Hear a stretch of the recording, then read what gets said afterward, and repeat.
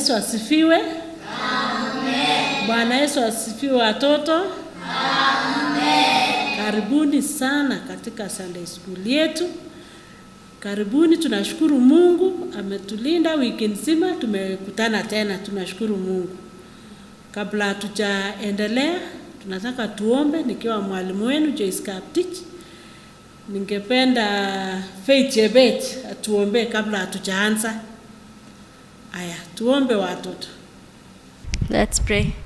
Dear Heavenly Father, we come before you this time, O Lord. We thank you for the gift of life that you have given us and everything, O Lord, that you have given us.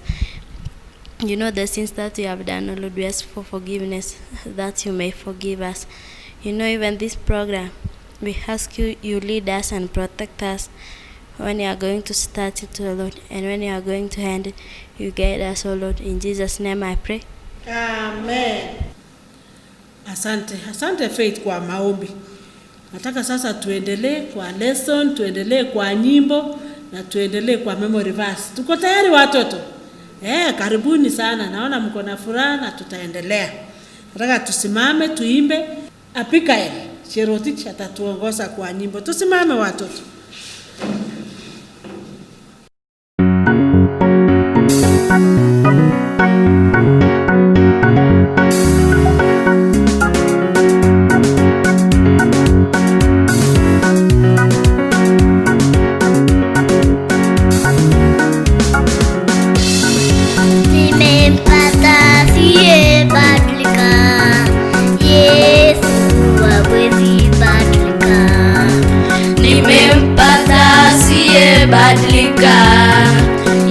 Yesu hawezi badilika.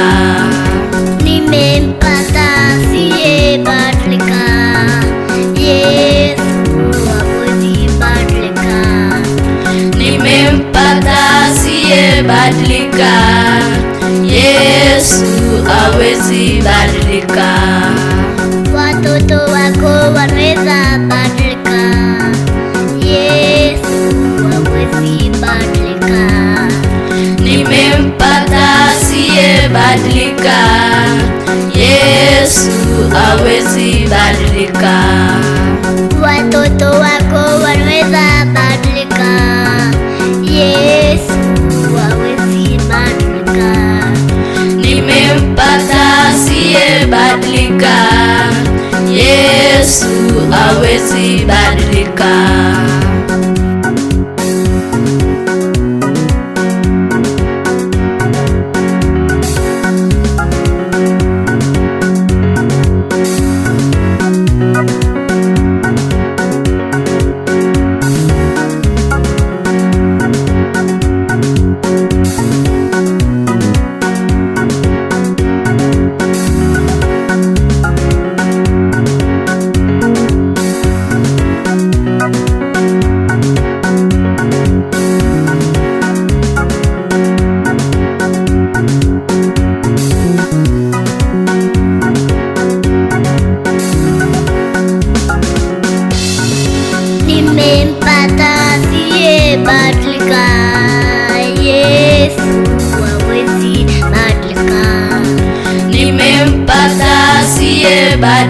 Badilika. Yesu hawezi badilika. Nimempata siye badilika. Yesu hawezi badilika. Nimempata siye badilika. Yesu hawezi badilika. Wamama wote wanaweza badilika. Yesu hawezi badilika. Nimempata siye badilika. Yesu hawezi badilika. Nimempata siye badilika. Yesu hawezi badilika. Nimempata siye badilika.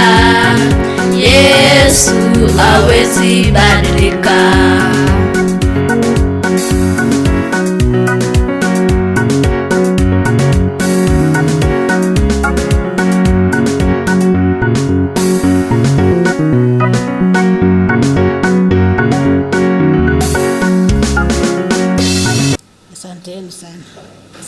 kwa nyimbo tumeimba. Nataka sasa tuende memory verse. Tuko tayari? Hatujasahau, si ndio? Tunataka sasa tuanzishe memory verse na Abigail Cherotich. Praise God. Amen. Praise God again. Amen. My name is Abigail Cherotich. I want to share memory verse from the book of 1 Thessalonians chapter 5 verse 17 says, pray without ceasing. Bwana Yesu asifiwe. Amen. Bwana Yesu asifiwe tena. Amen. Methali 3:5 inasema hivi, tumaini Bwana kwa moyo wako wote. Praise God. Amen. Praise God again. Amen. My name is Tessie Chalangat. I want to share a memory verse from the book of Colossians chapter 1 verse 10, and it says, so that you will walk in a manner worthy of the Lord, to please him with all respect, bearing fruit in every good work and increasing in the knowledge of God. Bwana asifiwe. Amen. Bwana asifiwe tena. Amen. Methali 17:17 inasema hivi, rafiki hupenda siku zote. Praise God. Yeah. Praise God again. Amen. My name is Blessed Request. I want to share Bulwark on the book of Ephesians chapter 5 verse 1, and it says, children, obey our parents in the Lord, for this is right. Honor our father and mother, which is the first commandment. Zaburi 23 mstari wa kwanza inasema hivi, Bwana ni mchungaji wangu, sitapungukiwa na kitu. Praise God. Amen. Praise God again. Amen. My name is Abel Kiprosi, and I have a memory verse from the book of Exodus chapter 20 verse 15, and say, do not steal.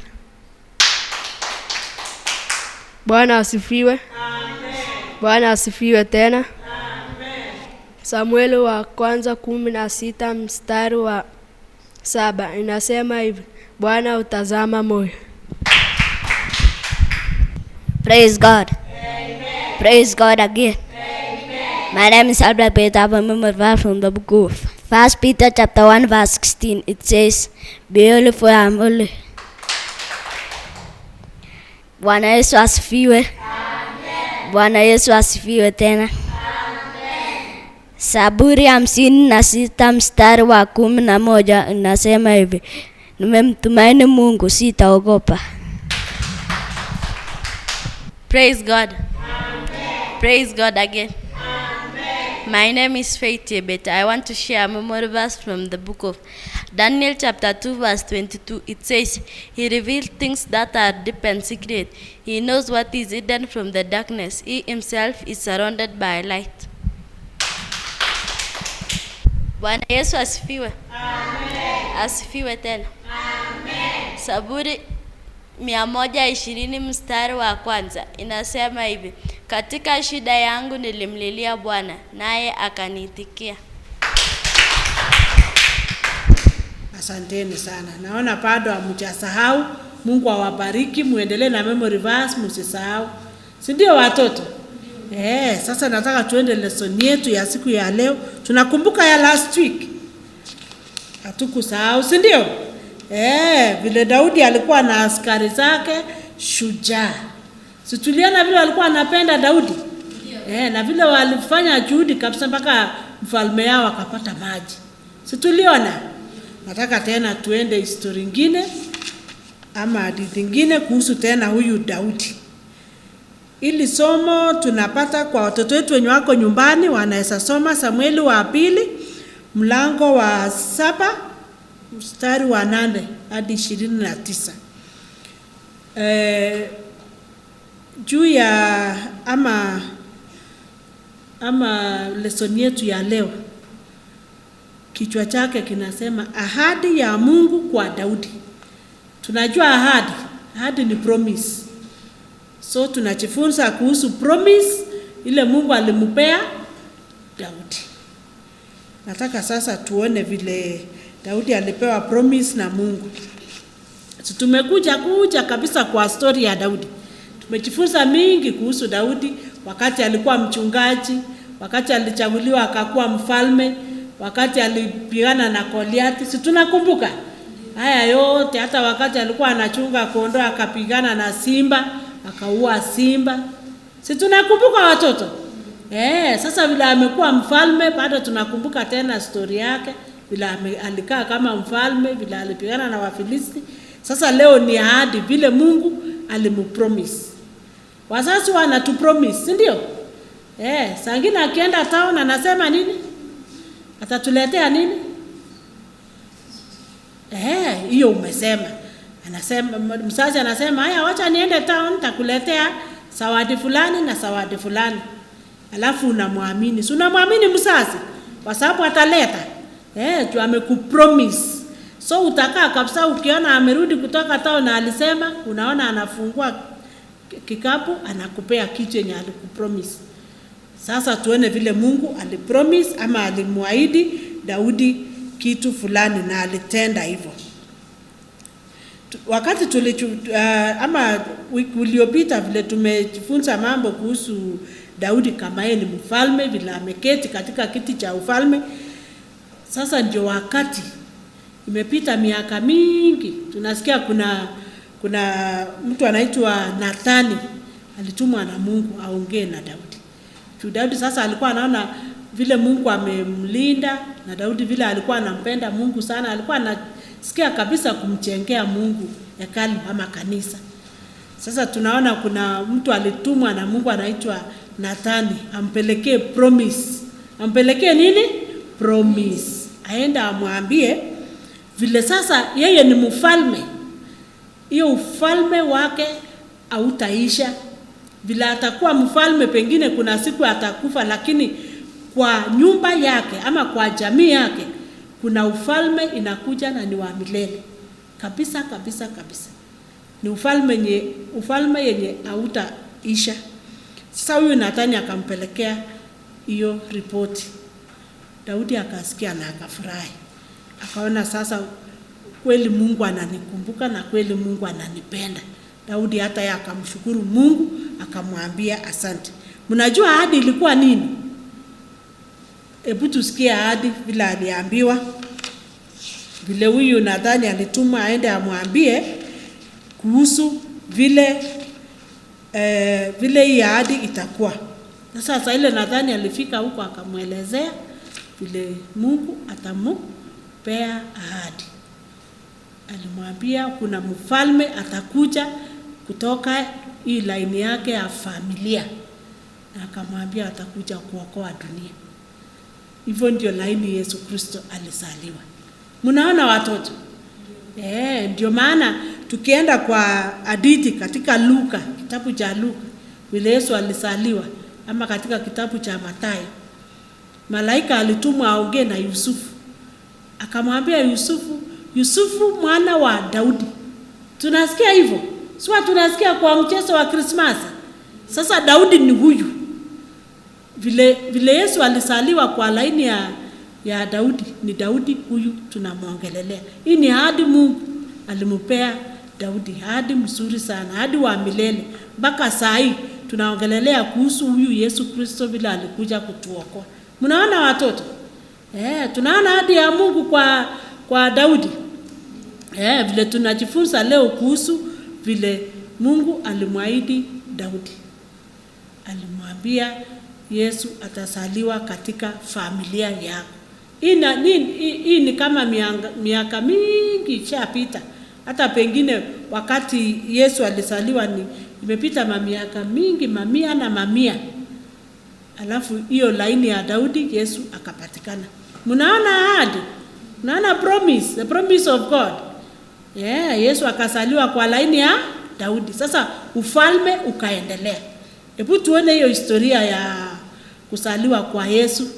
Si tunajua leo tunafanya hiyo mchezo katika Christmas. Tunaona malaika alitumwa aongee na Yusufu. Alafu saa ile Yesu alizaliwa, malaika akatumwa aende aongee na shepherds. ama wachungaji. Si tuliona hivyo kwa ile mchezo ya Christmas? Aya, tuone sasa hii maisha ya Daudi. Daudi alikuwa nani?